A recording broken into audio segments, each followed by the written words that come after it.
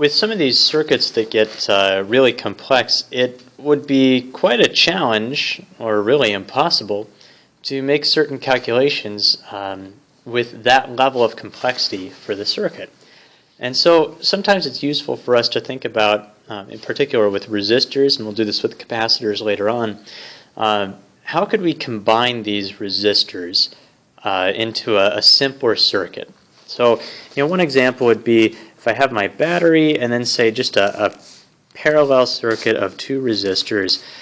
How could I combine this? If I really only care about the current in this spot and the voltage across these two spots, shouldn't I be able to make this simpler? Shouldn't I be able to make a circuit that looks like this,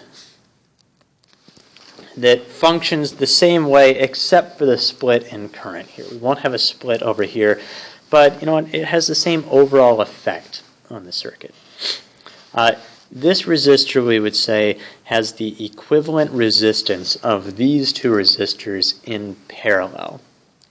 So there's a calculation or a couple of calculations that we do depending on whether resistors are in parallel or in series to calculate the equivalent resistance.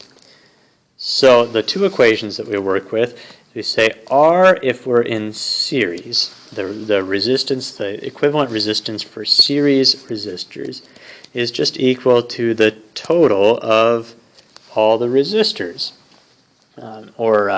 Your guide writes it as sigma I Ri. There we go. So if we have, for example, a circuit where we have, say, a resistor here and a resistor here and a resistor here, and we'll say this is 10 ohms and 20 ohms and 30 ohms, then the equivalent resistance would just be 10 ohms plus 20 ohms plus 30 ohms, which is 60 ohms. So this circuit behaves the same way as one that looks like this with a 60 ohm resistor in there. So those are equivalent circuits. This is the equivalent resistance of this setup. And I think it's pretty easy to see there that if we add more resistors in the line here, then it becomes more difficult for that current to travel. There's more resistance to it traveling, and they just add together linearly like that.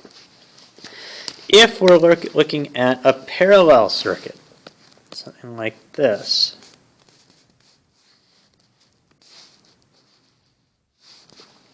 then the relationship is a little bit more complex because we're adding resistors, yes, but we're also adding paths that the current could flow through. So it turns out that the equivalent resistance of these two in parallel is actually going to be less than either of these two resistors by themselves. Because, yeah, we've added more resistors, but there's more places where that current can go. So we end up with our current flowing more easily. The way to calculate the resistance, the equivalent resistance in a parallel circuit, is actually written out like this: 1 over the equivalent resistance of a parallel circuit is equal to the total of all the resistors inverses as well, 1 over Ri.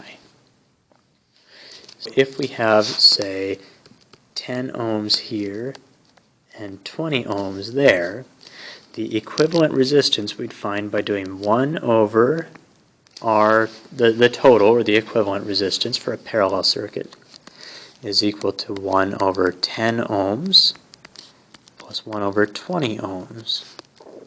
Okay, and then working with fractions a little bit here, we'll do 1 over Rp still is equal to, well, if we're adding these, they need a common denominator, so that'd be 2 over 20 ohms plus 1 over 20 ohms. So 1 over Rp is equal to 3 over 20 ohms. And then if I want just Rp by itself, I'll take the inverse of both of these sides and get Rp is equal to 20 ohms over 3, which is 20 divided by 3, so that'd be 6 2/3. So 6.7 ohms. 20 divided by 3. Yeah, 6 2/3. So we have a 10 ohm resistor and a 20 ohm resistor, but overall, when they're paired in parallel like that, they act like a single 6.7 ohm resistor. So I could have an equivalent circuit that looks like this. Now, if we have a more complex system of resistors, one of those combined circuits, we're just going to go in several steps to calculate the equivalent resistance. So let's say we have something like this.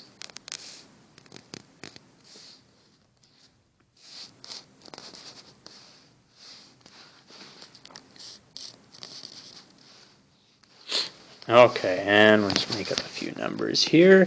10 ohms. So this is a 10 ohm, maybe a 20 ohm here. How about a 30 ohm and another 10 ohm? Okay. So we need to break this up into parts that are series connections between resistors and parts that are parallel connections between resistors. So I see now that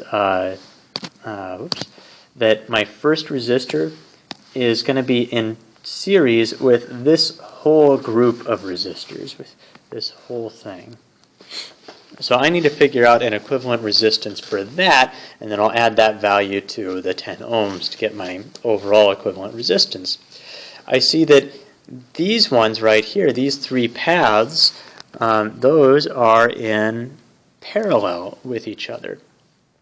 And so I'll do the 1 over R plus 1 over R plus 1 over R, all that business. And then before I can do that, I see that these two are in series with each other. So I'm going to add those together to figure out what the equivalent resistance of this path is. Then I'll have three paths that are in parallel, figure out the equivalent resistance of that. And then I'll have one resistor in series with another equivalent resistor. And so I can add those together to get my equivalent resistance. So in this one, first off, the 10 and the 20. So the equivalent resistance there is equal to 10 ohms plus 20 ohms, which gives us 30 ohms. And as we go, I'm just going to replace what we have here with the equivalent resistors just to make this simpler. So that is a 30 ohm resistor now. Okay. Now I've got these three paths that are in parallel with each other. So if I want the overall resistance of that, it'll be 1 over 30 ohms. 1 over R is equal to 1 over 30 ohms plus 1 over 30 ohms plus 1 over 10 ohms. And again, we need to have a common denominator here, so we'll make this 1 over RP again is equal to 30 ohms plus 1 over 30 ohms plus 3 over 30 ohms, which is going to be 5 over 30 ohms. And then I'll take the inverse of each of those, and I get my equivalent resistance for that parallel section is 30 over 5, which is 6 ohms. So up here now we get rid of this whole parallel business. We need a bigger eraser. There we go. We get rid of this whole parallel section and we replace it with a single resistor, and the resistance we found there was 6 ohms. Alright, and now we've got the 10 and the 6 that are in series with her. We just add those together. So our resistance for that last part, resistance series, is just 10 ohms plus 6 ohms, which equals 16 ohms. And so that big circuit that we started with, that's equivalent to a very simple circuit that looks like this. at least as far as the current leaving the battery and coming into the battery are concerned, it's exactly equivalent. Now the current splits up and we have different voltage drops along the way for the complex one than we do for the simple one. But for later calculations, we're going to need to know this equivalent resistance. And so as far as the battery is concerned and the current is concerned, this is the resistance, and it's just a single resistor there, 16 ohms.